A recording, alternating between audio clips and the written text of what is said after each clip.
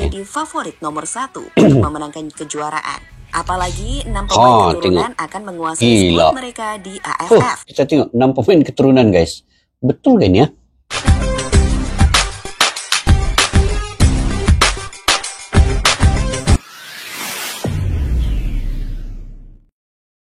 Assalamualaikum dan salam persaudaraan, salam sepak bola. Selamat bertemu kembali guys di channel Askalani Studio.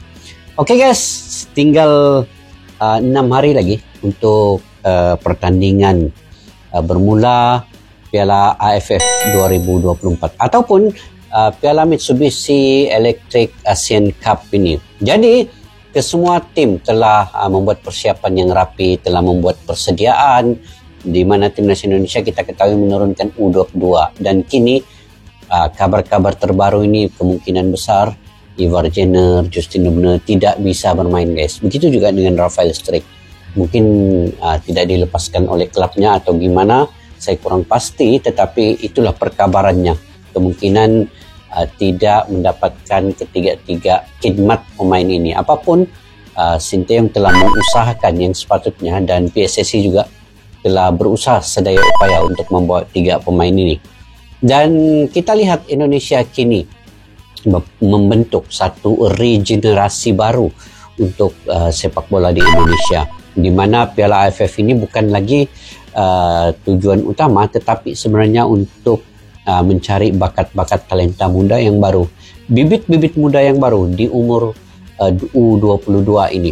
Jadi kalau diikut 5 tahun ke depan nanti, kita akan melihat Indonesia punya pelapis yang sangat banyak guys.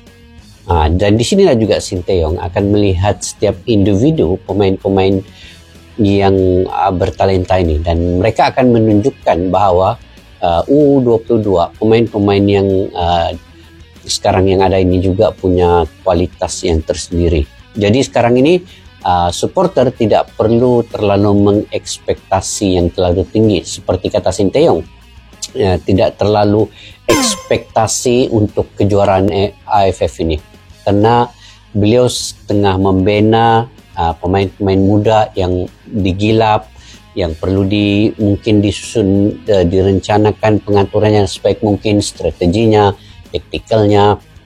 Jadi untuk juara itu mungkin sebagai bonus saja, tetapi tidak terlalu target itu terlalu ke situ, karena supporter ini dia akan menargetkan terus-terus juara, sedangkan Sinteyong ingin membina fondasi sepak bola Indonesia ini ke tahap yang lebih baik di awal umurnya, di kelompok umur ini, kemudian menjadi pelapis dan seterusnya, membentuk timnas nasional ataupun timnas Indonesia itu lebih baik bersama dengan pemain-pemain keturunan. Oke guys, ini yang saya ingin reaksi pada hari ini.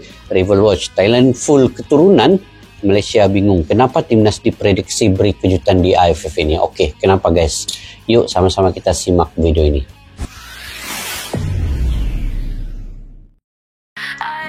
Pertama-tama sebelum kita simak video ini, Mimin ingin mengajak teman-teman untuk mengurangi ekspektasi kalian pada timnas Indonesia di ajang AFF, apalagi memikirkan untuk merengkuh gelar juara. Anggap saja jika juara adalah bonus, dan jika tidak, maka hal ini gak jadi masalah. Betul. Karena yang terpenting, para pemain muda tim Garuda bisa mendapatkan pengalaman. Meski begitu, jika kita menyaksikan rival-rival kita di AFF ini, timnas sejatinya masih memiliki peluang kok untuk ke semifinal, bahkan partai final. Lantas, kenapa? Mari kita ulas sama-sama kekuatan dari rival timnas, persiapan mereka, dan seperti apa starting line up timnas Indonesia yang berpotensi jadi tim kejutan di AFF, jika mengingat pasukan muda yang dibawa Coach Sinteyong kali ini. Oke guys, sebenarnya ada peluang juga untuk juara, tetapi kalau kita terlalu menyimpan ekspektasi yang tinggi, sedangkan Sinteyong ingin membina pemain baru di U22 ini, meski pakai U22, kenapa Indonesia diprediksi bisa lolos ke semifinal bahkan final AFF? Kurang dari 10 hari lagi, timnas Indonesia akan menjalani ajang kejuaraan terbesar di regional ASEAN yang disebut dengan ASEAN Football Championship atau yang dulu dikenal dengan AFF. Di ajang ini sendiri, Indonesia yang berada di grup B akan bertarung menghadapi Myanmar, Laos, Vietnam, dan juga Filipina. di mana nantinya akan ada 2 tim yang lolos ke partai semifinal, yakni tim peringkat 1 dan 2. Lantas apakah bisa Indonesia mencapainya? Seperti kita tahu, Timnas Indonesia dipastikan akan menurunkan pemain-pemain mudanya di turnamen ini, di mana semuanya merupakan pemain dengan usia di bawah 22 tahun, kecuali Asnawi Mangkualam, sebagai satu-satunya pemain dengan usia di atas 22 tahun yang dibawa. Meski begitu, Timnas bukan tanpa pengalaman. Saat di skuad usia muda, tak sedikit para pemain tim Garuda yang sudah pernah mencicipi bermain di Timnas senior, seperti Hoki, Marcelino, hingga Muhammad Ferrari.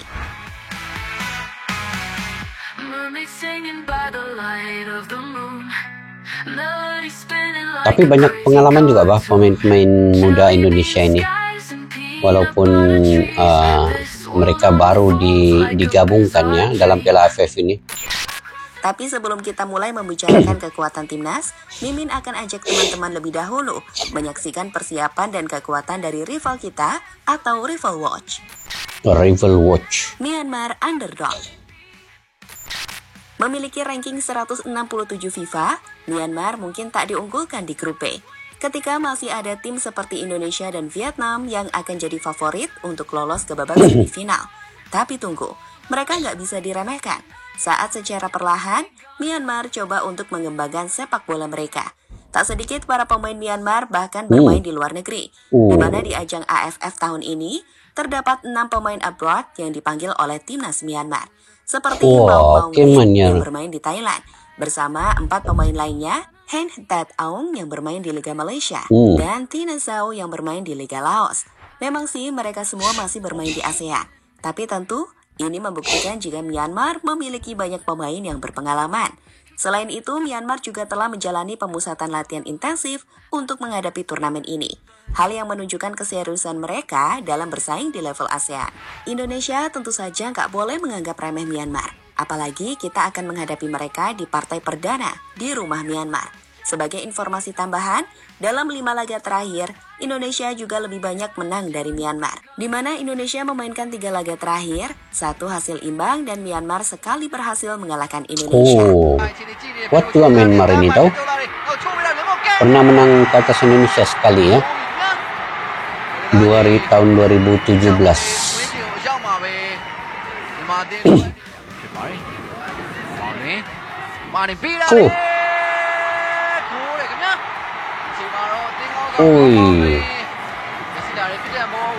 Tidak boleh dipandang rendah lah semua pemain, semua tim-tim yang ada di Asian Cup kali ini ya.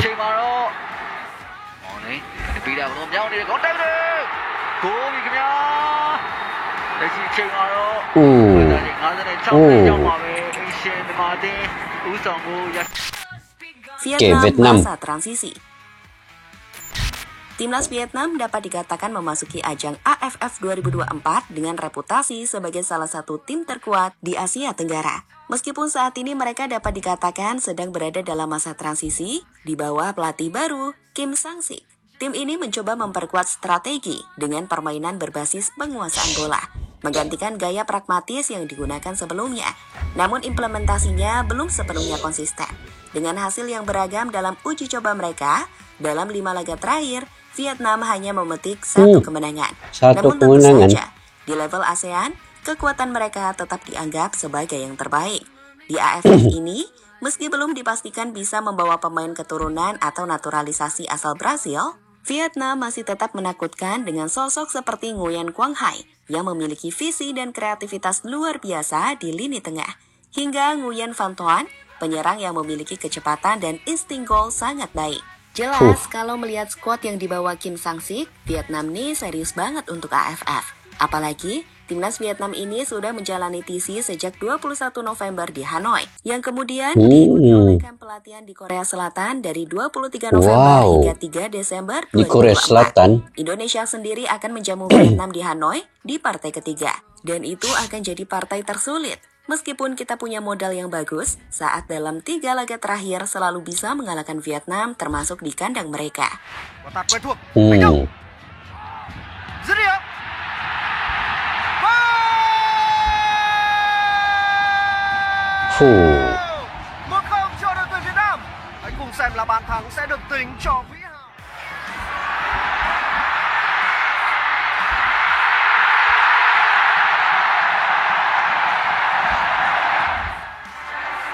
Vietnam guys, latihan TC di Korea Selatan ya. Serius juga dorang menghadapi Piala AFF nih. Malaysia, Malaysia. tanpa pemain tim JDT dan Selangor. Sekarang kita akan lihat potensi yang muncul dari grup A. Andai kata Indonesia bisa lolos ke semifinal, lawannya bisa jadi Malaysia atau Thailand. Jika Malaysia, tim ini sejatinya tengah menghadapi tantangan besar di AFF 2024. Pasalnya, beberapa pemain kunci dipastikan tak bisa gabung akibat kebijakan klub seperti Johor Darul Ta'zim atau JDT yang menahan pemain mereka seperti Dion Coles dan Arif Aiman. Hal yang tentu saja bakal mengurangi kekuatan tim. Meskipun begitu, Malaysia masih memiliki skuad yang cukup bagus. Terbaru, 26 nama pemain dipanggil dengan usia rata-rata 25,8 tahun, termasuk 3 pemain yang bermain di luar negeri, seperti Hendrik, Muhammad Khalil, hingga Fergus. Jelas di turnamen ini Malaysia akan bergantung pada banyak pemain-pemain muda yang sebelumnya bukan jadi pilihan utama. Ada risiko kekurangan pengalaman di turnamen besar seperti AFF Cup. Meskipun tentu saja, tim ini tetap tak bisa diremehkan. Indonesia sendiri sudah cukup lama gak bertemu Malaysia. Dan andai kedua tim bisa saling berhadapan, itu akan jadi pertarungan yang menarik.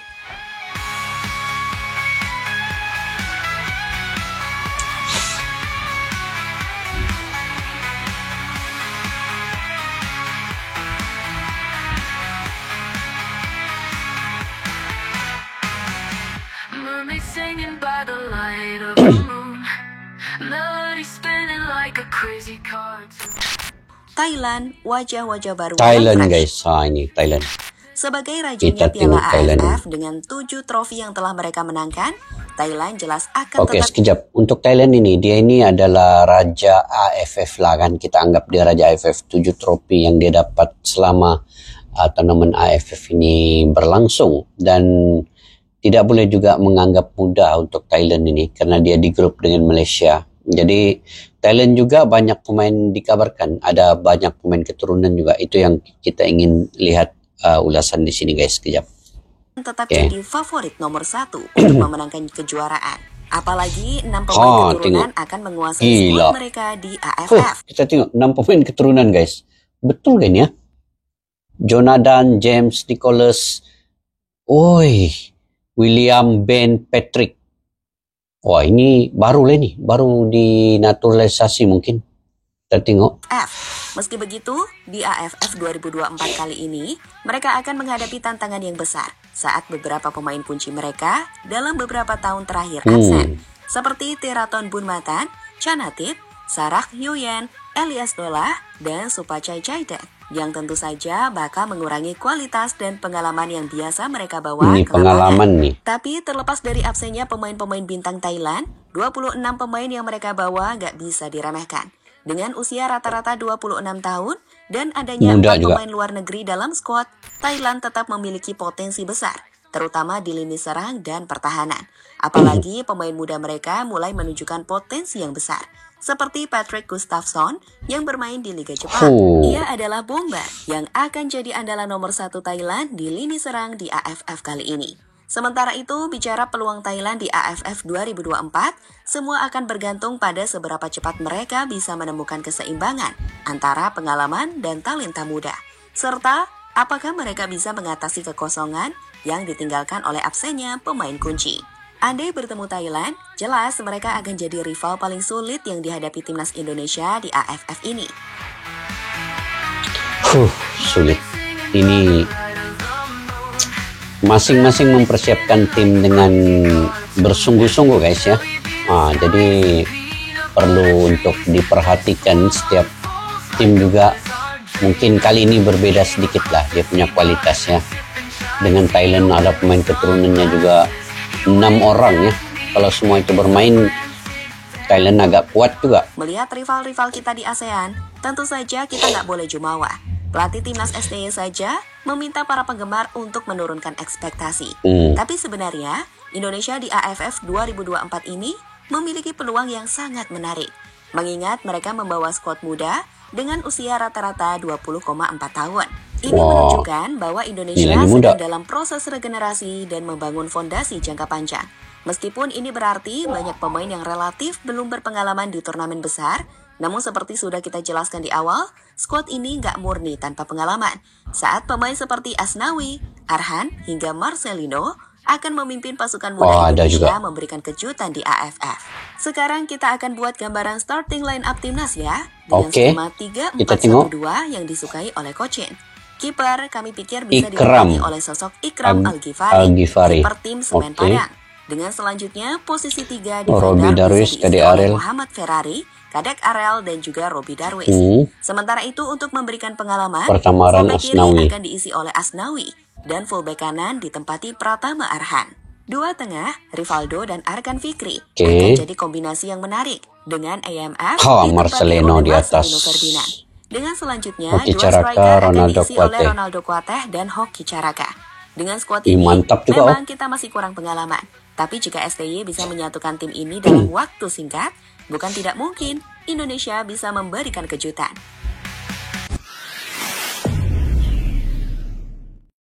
Oke guys, kali ini analisa yang sangat baik daripada channel GL News ya, yaitu memperlihatkan semua persiapan tim-tim ini, dan ini sebenarnya satu analisa yang positif bagi kita.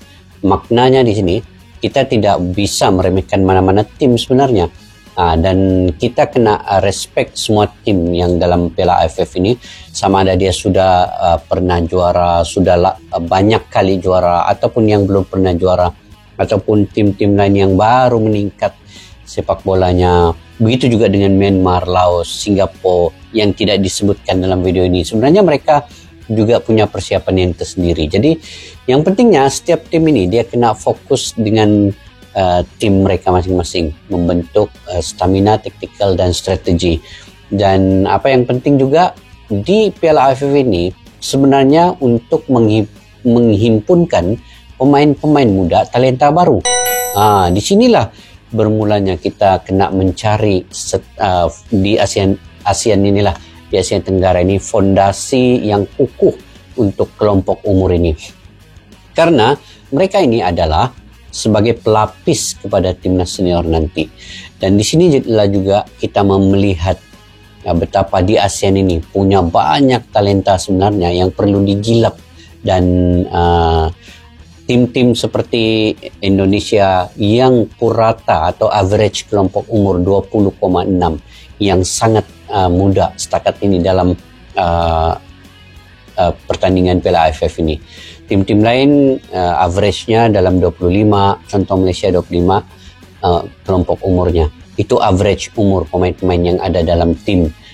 Thailand 26 average umur pemainnya. Jadi sekarang ini Indonesia yang antara paling muda menampilkan pemain-pemain yang ada dalam Piala AFF ini. Tetapi jangan mengambil mudah, tidak mengambil remeh ataupun memandang rendah kepada Indonesia walaupun dia menampilkan pemain muda, karena pemain-pemain itu punya pengalaman yang baik. Oke, contohnya bila dimasukkan Asnawi Mangku Alam, Pratama Arhan, Hoki Caraka, Marcelino Ferdinand, Kadek Arel, sebenarnya semua pemain-pemain ini punya pengalaman yang baik. Mereka sudah pernah merasakan kejuaraan, sama ada di U22 ataupun di Sukan C, dan juga mereka pernah TC di Eropa selama sebulan. Tapi saya tertarik juga dengan persiapan Vietnam. Walaupun keadaan tim Vietnam ini masih agak kucar-kacir ya, selepas pemergian Pak Hang Seo, kemudian masuk pelatih baru, tidak ada kemajuan setakat ini di Piala Asia juga tidak mampu menonjol. Jadi Vietnam telah pergi ke Korea Selatan ya untuk persiapan, semata-mata persiapan Piala AFF ini. Jadi mungkin ini satu kejutan juga. Begitu juga dengan Thailand. Thailand ada 6 pemain keturunan yang disenaraikan dalam tim kali ini. Singapura tidak dimasukkan dalam video pada kali ini. Mungkin Singapura juga ada kejutan yang kita tidak ketahui. Main Singapura juga banyak main keturunan ya. Nah, begitu juga dengan Filipina dan lain-lain. Jadi, bagaimana guys menurut pandangan kalian? Kita doakan semoga Piala AFF kali ini dapat menampilkan bibit-bibit muda yang baru yang kita nampak nanti macam kayak Marcelino Ferdinand mungkin akan bermunculan selepas ini.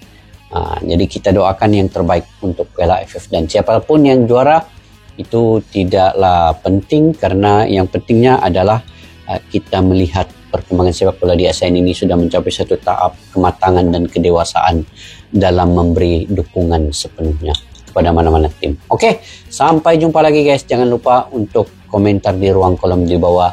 Kepada yang baru mampir juga, jangan lupa untuk subscribe, like, dan share juga jika kalian suka dengan saya punya reaksi. Sampai jumpa lagi. Assalamualaikum warahmatullahi wabarakatuh. Bye-bye. Askalani Studio untuk kita channel yang bereaksi tentang apapun yang ada di Indonesia, channel YouTube dari Malaysia di Askalani Studio. Jika mau tahu tentang Indonesia, ayo like and subscribe channel kami Askalani Studio. Askalani Studio.